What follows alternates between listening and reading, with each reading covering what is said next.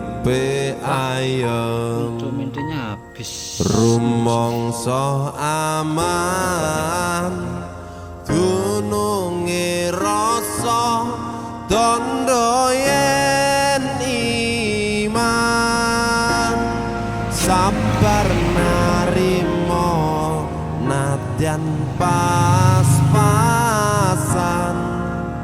kabeh tinakdir saking pangeran kabeh tinakdir saking pangeran.